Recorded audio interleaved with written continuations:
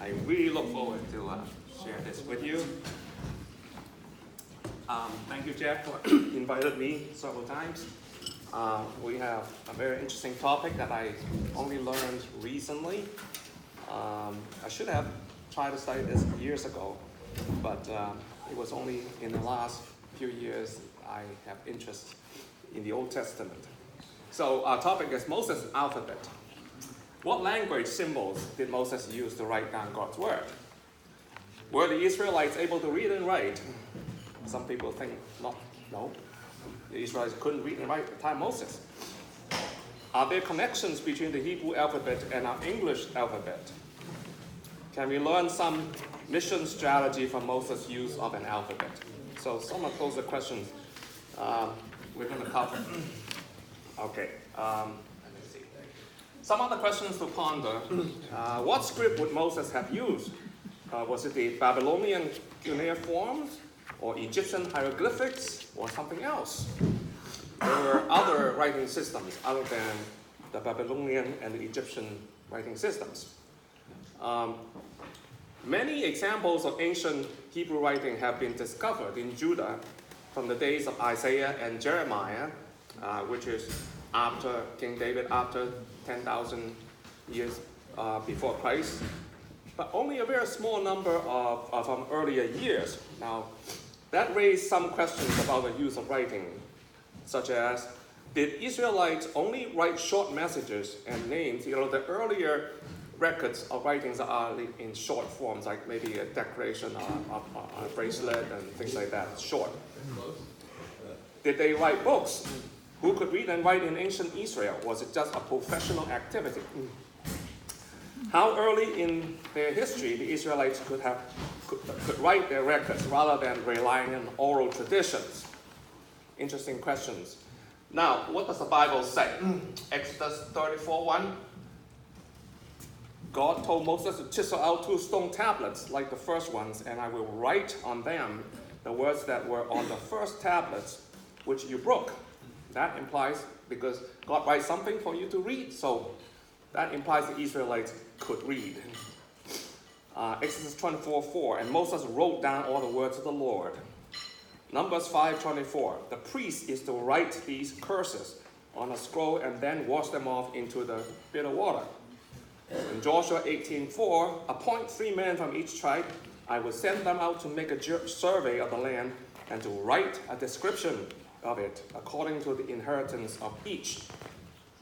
Now, all these verses have to do with leaders, presumably competent people writing. But how about the general population? So there's a key verse in Deuteronomy 6:4-9. Hear, O Israel, the Shema, the Lord our God, the Lord is one. Love the Lord your God with all your heart and with all your soul and with all your strength.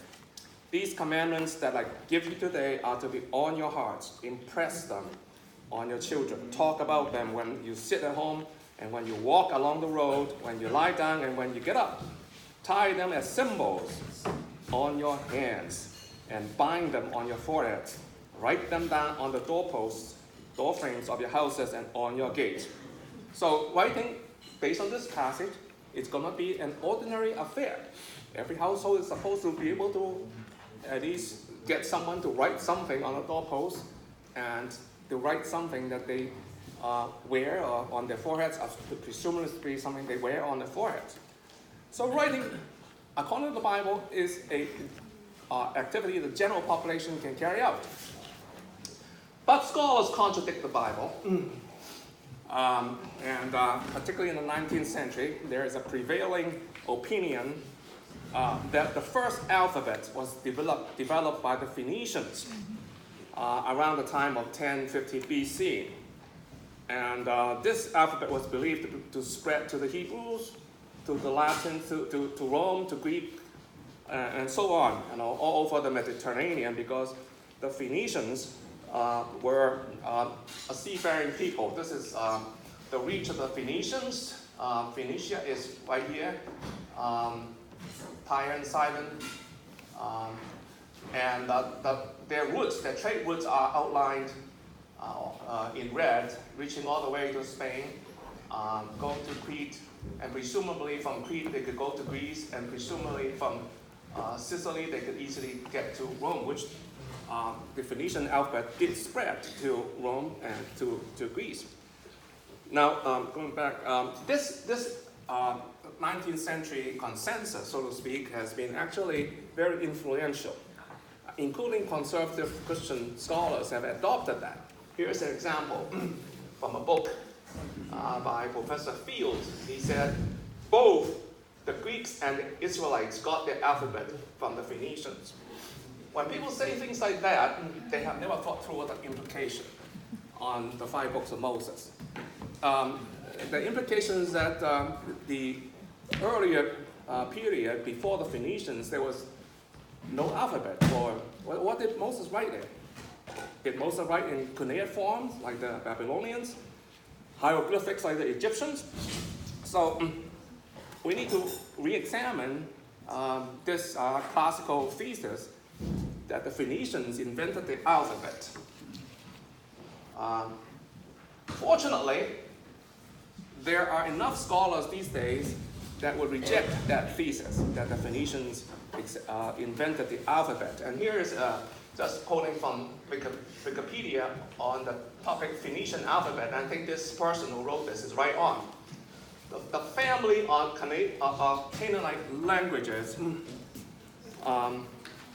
such as spoken by the Israelites, Phoenicians, Amorites, Ammonites, Moabites, Edomites, were the first historical attested group of languages to use an alphabet derived from the so-called Proto-Canaanite script to record their writings. Also, according to this summary, that alphabet was already in circulation, not just among the Phoenicians, but Hebrews, Moabites, and so on. And they call that script the Proto-Canaanite script, and which I will show you later on as derived from the hieroglyphics. Now, the term Proto-Canaanite is some kind of a scholarly escape. They don't know what to label it. So they say, use this broad term, Canaanite. Proto means before or earlier. So don't be too confused or confounded by that term Proto-Canaanite script. So we need to ask the question, well, okay, what script did Moses use? The date of Moses has been dated variously from 12th century BC to 15th century BC. When Moses was alive, writing was already 2,000 years old. Writings in Babylon using cuneiform writings, writings in Egypt using hieroglyphics. They're also writing at Byblos, a place called Byblos. Then there are other systems, like the Hittites in Turkey, present-day Turkey. Could Moses have used some of these writing systems? Several years ago, I was talking to someone who has championed the thesis that Moses could not have written the 5 books of Moses because there was no writing. And that time, I was so uneducated about this matter. I said, well, how about Moses using the hieroglyphs? And that kind of shut down the other guy for the moment. But if he goes home and do research, he will find out that that's impossible. I'll tell you why it's impossible, because hieroglyphs has only about 1,000 symbols. And the general scholarly opinion is that the hieroglyphs, and as well as the cuneiform writings, are not capable of expressing the totality of thoughts and in the 5 books of Moses. Okay, so I have to learn my lessons. I spoke too fast. Okay, let's look at cuneiforms. They are kind of wedge-like lines that you could use some wood chip to press on clay very easily, and then after that you can let the clay dry, and the clay tablets are usually the size of a palm. So cuneiform writings are very practical, very useful, and is used a lot in accounting, for example. And also, cuneiform was used in the Code of Hammurabi. King Hammurabi has a well-known law code that consists of 282 laws, just like the laws of Moses. And it will include things like an eye for an eye and so on. So there is cuneiform. Cuneiform dominated the Near East, not because Babylonians were mighty, but because the culture was very advanced, the writing system was a decent one. about 10,000 symbols in cuneiforms, and only 300 is needed to sort of get by, to write something. How about hieroglyphics? Also, Egyptian influence in Canaan is very strong, was very strong. Egypt actually ruled Canaan for much of the time. And the cuneiform hieroglyphics were written on papyrus, which are thin slice of reed cut out. When the reed from the River Nile was soft and supple, and they would line them up vertically and horizontally and press it so to create paper. That's where we get the word paper. The Egyptians also write on leather, on wood, with wax on it, so you write on the wax. And it's pretty easy to do that on potsherd, broken potteries, stone flakes, and so on. Here's, you know what hieroglyphics are? They're kind of pictorial. You've seen some of these around birds, various kinds of birds. Next to it is a picture of the Rosetta Stone discovered about 20 years before Christ.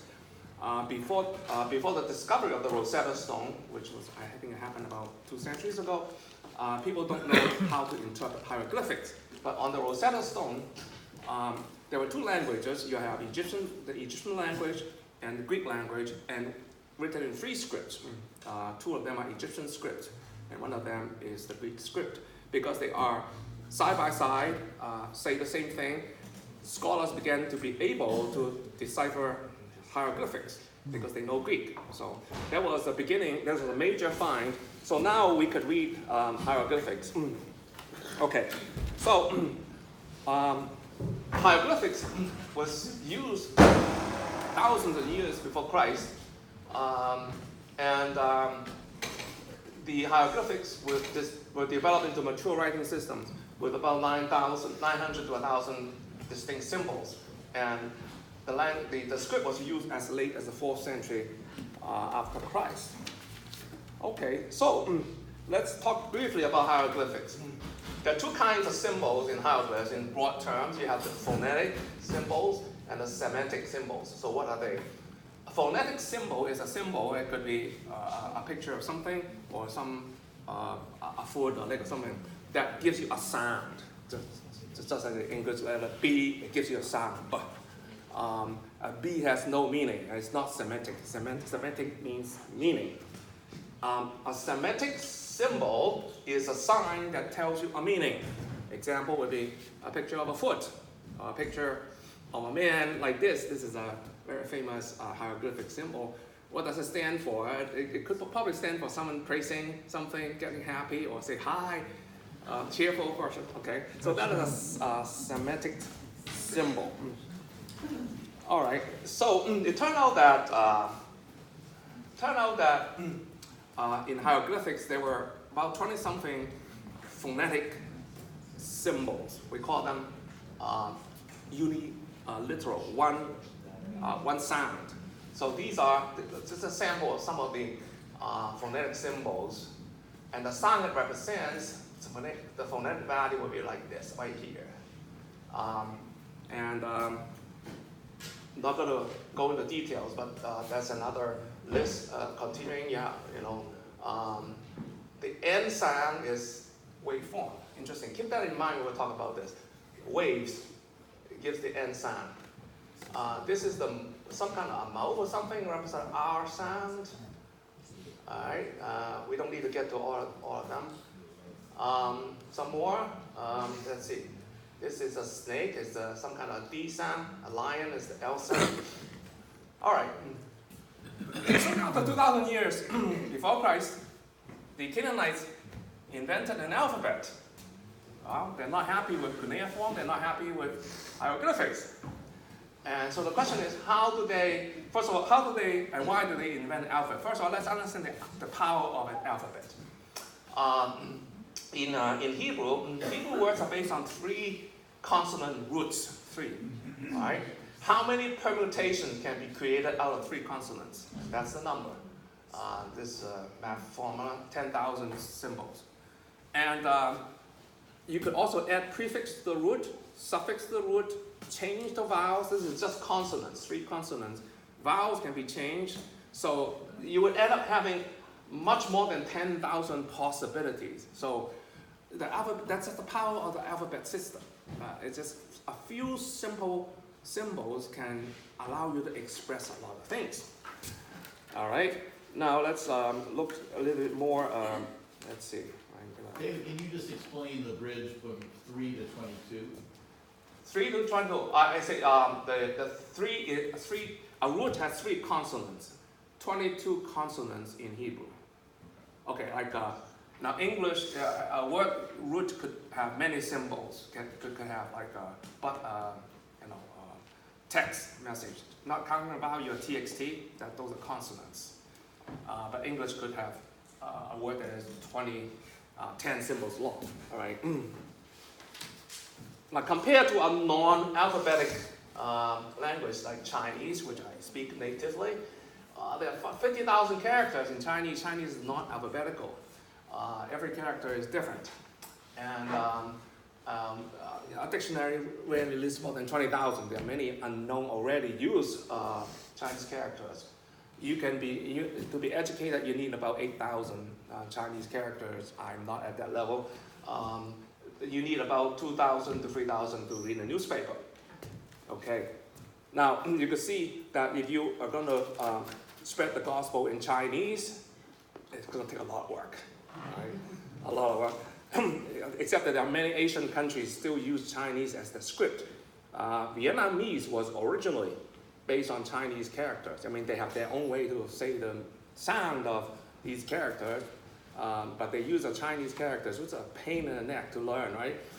And the Portuguese missionaries came and they said, well, let's use Latin characters to give them an alphabet. And they did. The Portuguese missionaries created an alphabet for Vietnam. And guess what? The Vietnamese have switched over to the Latin alphabet. David, yes?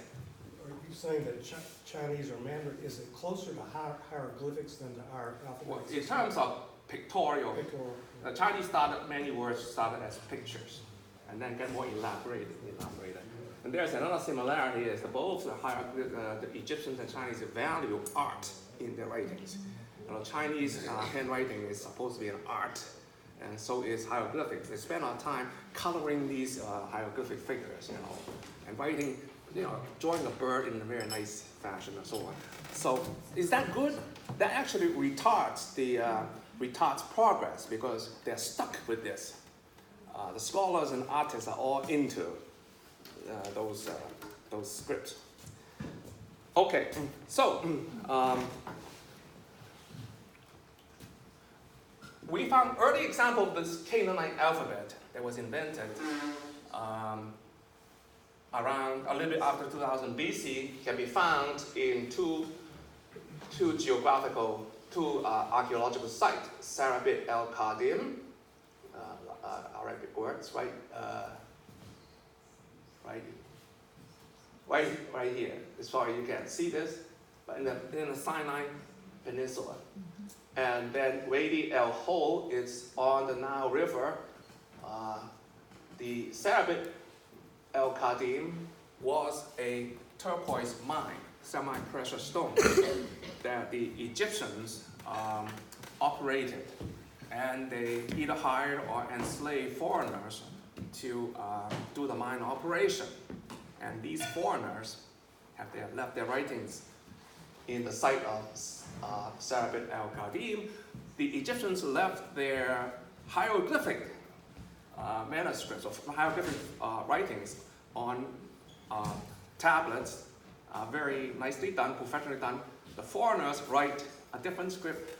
The contrast is very obvious, that the people who write the so-called Proto-Canaanite script were not Egyptians. All right.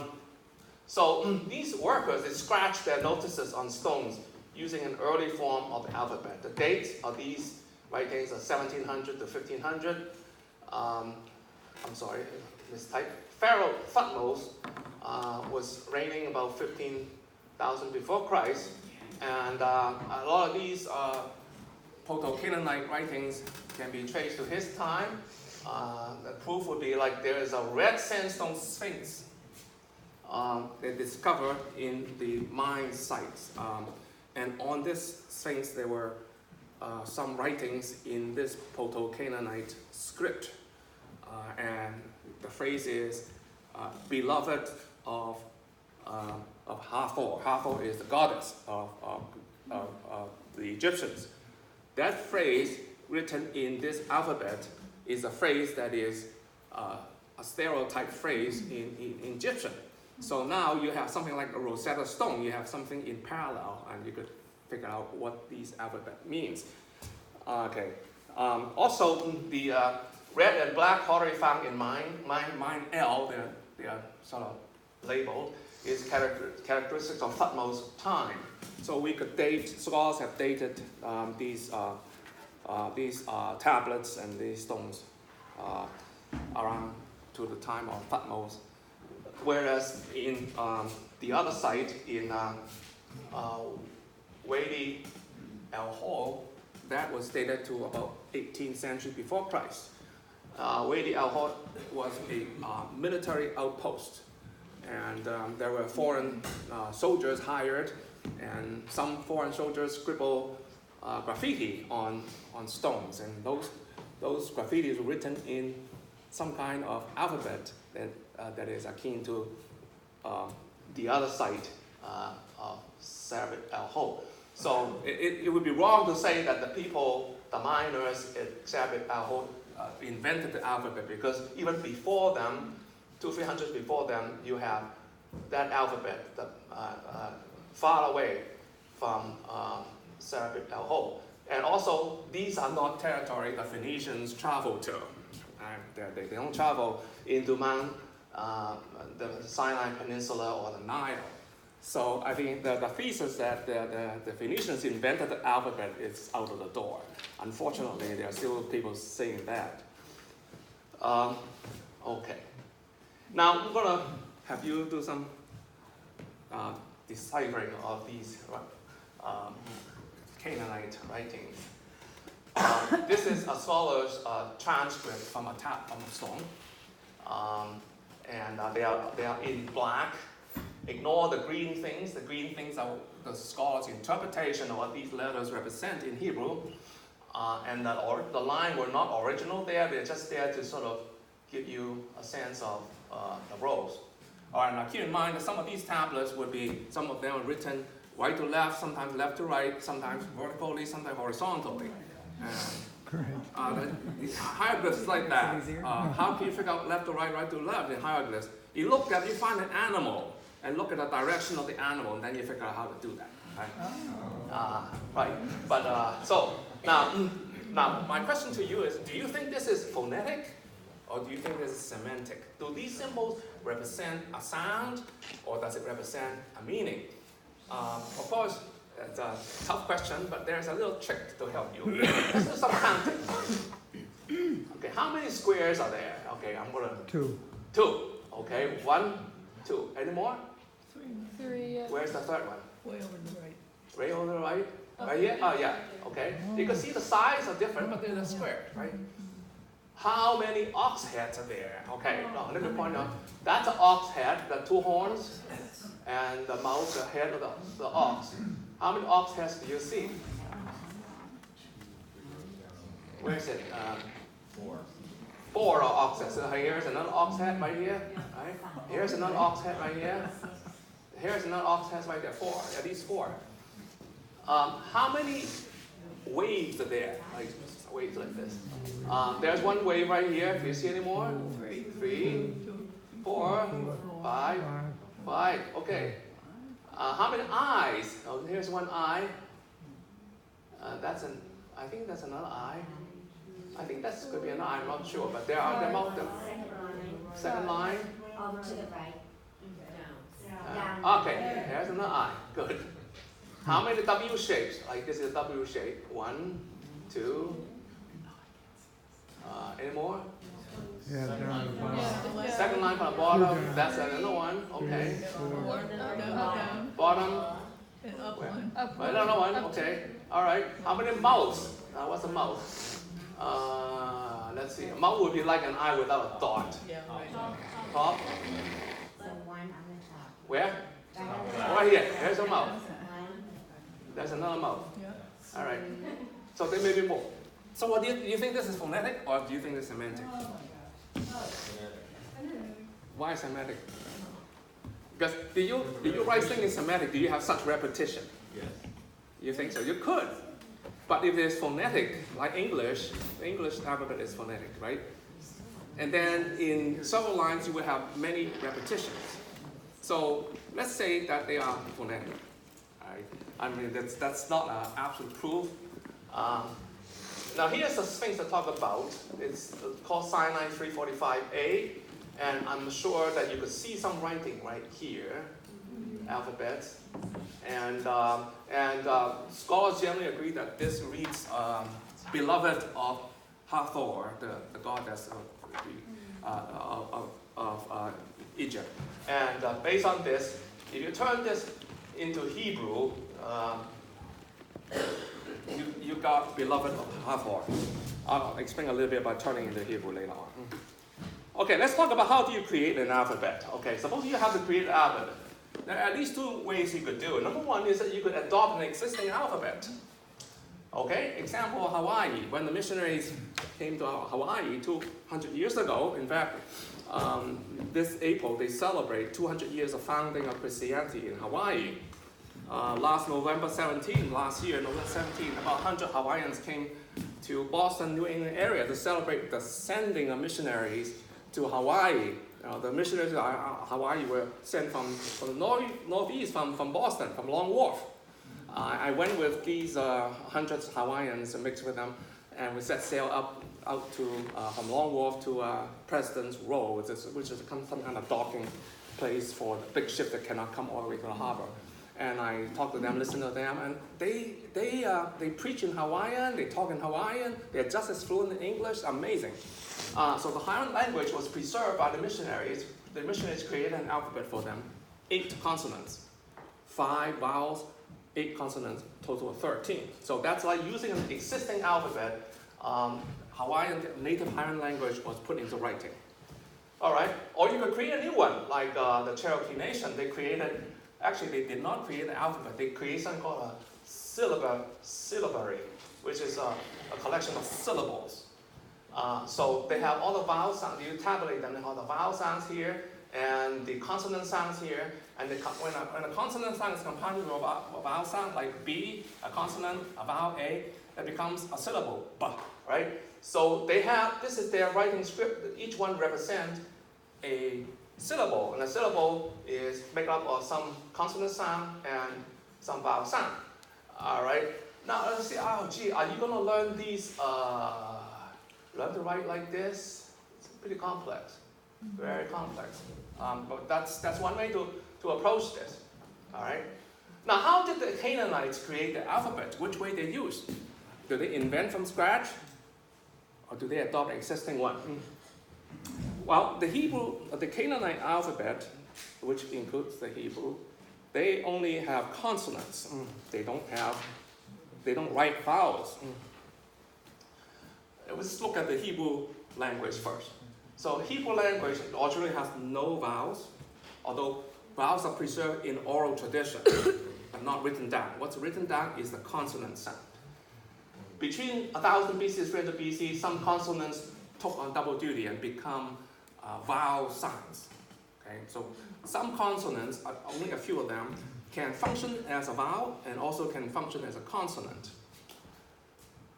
And then later on, after Christ, 700 to 10,000, points were added to the Hebrew text. Points are like dots up above the consonant, below a consonant, and so on. These are called Hebrew pointings. They now write down the vowels that should go with these consonants. Okay, so vowel sounds were preserved through oral tradition. Consonants were preserved through writing until the Masoretes came and they wrote down the vowel signs so that now we know what the vowels are. Now that's the history of Hebrew language. Now the question is, how did the so-called Proto-Canaanite inventors, how did they figure out what to do? Okay, let's take the M sound, sound. They want to represent that with a consonant. So first step is to find a common object in their language that begins with an M sound. So they want to write M, so they first of all think about an object Okay, common object. So the common object they think about is water, which is Mayan in current Hebrew, Mayan, M-san. So, so they, from the desire of saying M, they find an object, water, in Hebrew, and then they say, what is the hieroglyph for water? Okay, the hieroglyph for water is waves. Now, if you recall earlier, in the hieroglyphic alphabet, the waves represent the N sound. So this is an innovation. They use water to represent the M sound. Now, in this chart, which I copied from somebody, someone postulated there's an ancient forefather of the Canaanite, the Egyptian, and the Hebrew alphabet. Now, all this is kind of undefined. What is this anyway? Prove it. There's no such thing. What we have is we have Egyptian hieroglyphs, we have either Hebrew or Canaanite symbols, and the author of this chart say, well, they are kind of interdependent. But for us, for my purpose, is that to notice that this class right here, all three of them, precedes the Phoenician. This author got it right that the Ephesians is sort of derived from Hebrew. Actually it will be later than 1500. Will be Phoenicians. The scripts we have, the archaeological tablets are all later than 1500. But the point is that now we used to be in the 19th century, the scholars would talk about this. From Phoenician, you get Greek, you got Aramaic, you got, where's it put? I can see that. Greek, Latin, Aramaic, so on, Arabic, and Hebrew. And notice Hebrew and Aramaic are distinct because Aramaic is the language that the exiled Jews learned. All right? So from Phoenician down, this is not something that is disputed. What is new is now Phoenician is traced to Hebrew. And my viewpoint is that it's also can be traced to Egyptian. All right, so let's look at a few letters. The A sound, sound to us is a vowel, but in Hebrew it is a consonant. Okay, so to produce the sound, the inventors will find a common object that gives you that sound at the beginning, and hey, an ox will do it. Ox is Aleph, which will also mean 1,000. So they say, okay, we use an ox. Now how do you symbolically represent an ox? Let's look to the hieroglyphics and learn from the hieroglyphs. In hieroglyphs, an ox is an ox head. That's it, an ox head. So from ox head, it passed on to the Phoenicians. The Phoenicians write an ox head like this, okay? 3 strokes. And guess what? Later on, they turned it around, different places turn it around. Finally, you get the letter A out of that. That's where the letter A comes from. Comes from the Egyptians. All right, that's really interesting. Now, the letter B.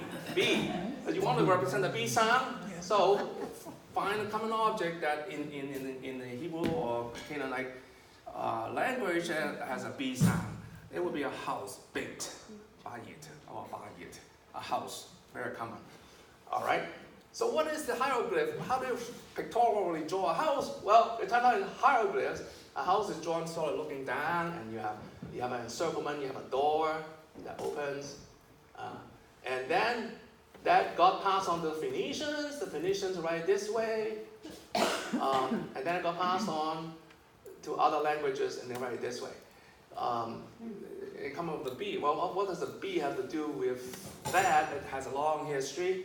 Why is it that Greek and the Latins have the B pointing one way, and the Hebrews have the B pointing differently? Well, because the Greeks and the Latin, they write from the left to the right.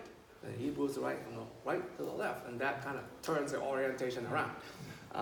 So that's where the letter B comes from. Let's look at a few more interesting ones.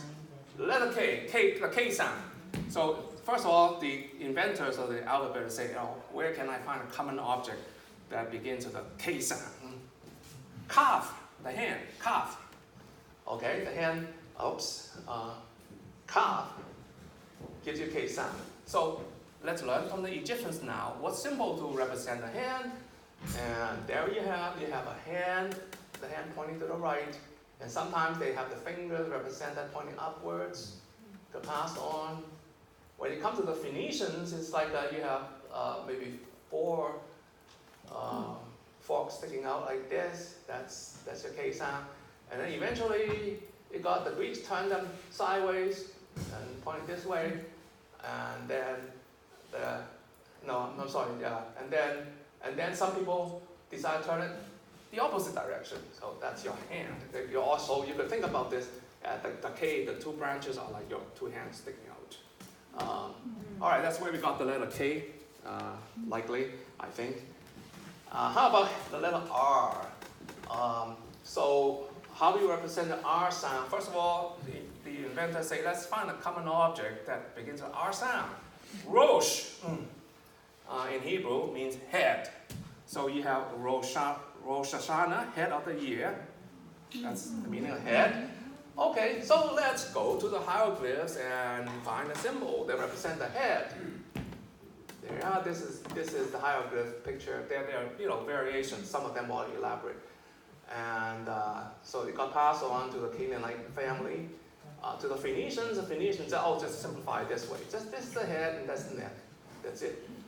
And then it got passed on later on.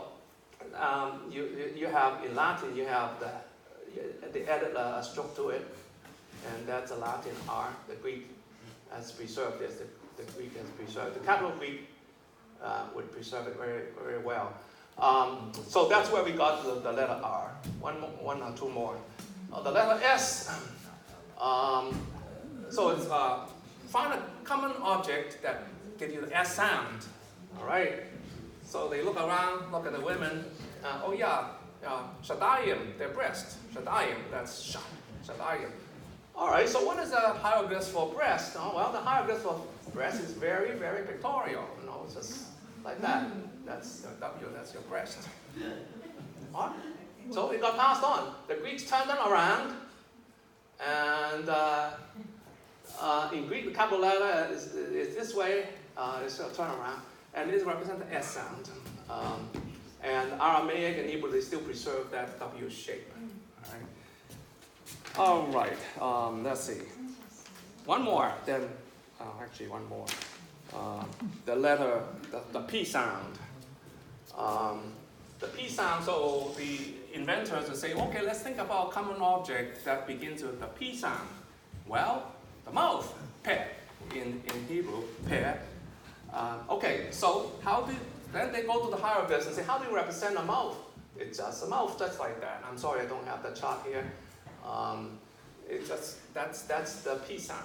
That's and then gradually it evolved into the P letter. And I'm sorry, I don't have that history of evolution. And maybe this one is hard to figure out. Scholars haven't figured out everything yet. All right, so we're coming. All right, so now I wanted to quickly show you another tablet. And this tablet is kind of captured in nicer writing. If you look at a stone tablet, they are sometimes very hard to discern. There are lines that are kind of, they lost their original clarity. So I just, for the sake of this class, I chose to use this author's rendering. And he pointed out, notice they are going different directions. You start with, this is in Egyptian, it means overseer of the mind. It's not surprising, this is in a turquoise mine, overseer of the mind. And then you imagine the person will be named after that. Okay, ox head, Asan. This is Aksan, which we did not talk about. This is an S sound, and another S sound, because a fish stinks, and there's a word in Hebrew that begins with S sound that means fish. This is the water, the M sound. And this is the calf, the K sound, the hand, right? The calf. So you have Aleph, and then Ak sound, S sound, M sound, and K sound. Well, it sounds like Ahisamak in the Pentateuch. Ahisamak is the father of Ohelio, who was put in charge of designing the tabernacle and some of the paraphernalia that's in the tabernacle. Could that be the same person? Could this Achisamak be the same person? It's kind of reasonable because Achisamak's son, Ohelio, is the guy who is supposed to do the metallurgical work, embroidery work in connection with the tabernacle and so on. The only thing is that some of these letters that are clear here is actually debatable because they're not clear. The stone has been eroded. So I wouldn't go around and say, well, at Sarabit el-Qadim, we have Achisamak on it. I would be hesitant to make that an absolute claim. So now let's think about all this stuff in the past. What does it mean in the present? I would claim that God's missionary strategy includes the word write. That's something we need to keep in mind. You go back many slides ago, God wrote, Moses wrote, the priest wrote, the spies wrote, and then the people have to write on doorposts, on the forehead, on the clothes. So God's missionary strategy from the very beginning includes writing. What does that mean for you? First of all, I ask you to cherish this historical perspective. That Moses' alphabet is just the beginning, and it leads to the giving of God's word in that alphabet. And that alphabet is grown into various alphabets, including your own, including English, including Latin, including Greek. We are all beneficiaries of this original alphabet. And that is all in God's plan. And the Word of God followed this path, so that today we are Christians because of that benefit. If you keep that perspective in mind, it will help you to support Bible translation, because it's simply an extension of the work that was not completed from the time of Moses. Keep on going. All right, I'll make another suggestion is to take inventory of your special resources, talents, untapped potential, what can be applied to writing. Maybe you can do some writing. I know Jack and Robin writes. I try to write, and I don't write on paper, I write on the internet. I'm building a website to help people to learn Hebrew. And because I thought that God gave me the ability to know Hebrew, to program, I'm a programmer also, to create websites. So I spent a year and a half trying to create that, and it's almost come to the point of usable. All right? So maybe you could take inventory of your gifts and talents. It could be writing children's story and whatever you have. All right, then one more question I want you to think about. What is the dynamic equivalence of Deuteronomy 6, 8 to 9? That is, when you translate a practice, a custom into the modern culture, what is the equivalent? In Deuteronomy 6, God said, tie these words, symbols on your hands and bind them on your foreheads. Now the Jews are still doing that. We don't, because we think that's outmoded. But what's in place of that? What is God's intent when He asks you to write on the forehead and write on your hand? God intends it that you would write things down so that people can be in contact with it and be encouraged and be motivated by, instructed by it. So what is your dynamic equivalent of Deuteronomy 6, 7? Any suggestions? I'll conclude with that. How about the internet? All right. How often do you write on the internet? A lot. Does your Instagram profile, does it have some Bible in it? Some Bible verse in it? When you text your kids, our family has a name called Tam Family, includes all our children. So every day we have multiple messages, our pictures all the time. I'm beginning to say, I'm going to use that to remind my kids of the Word of God. So you can write, and that is part of God's missionary strategy. Robin? Well, we have a writer sitting right here in the second row, Bill Fox, Right. writes every week for our bulletin, discussing the piece of art that's on the cover of the bulletin, and then he also writes for an international audience, so, and obviously a Christian perspective. Okay, great. Any other suggestions? Yeah. You're welcome. Yes.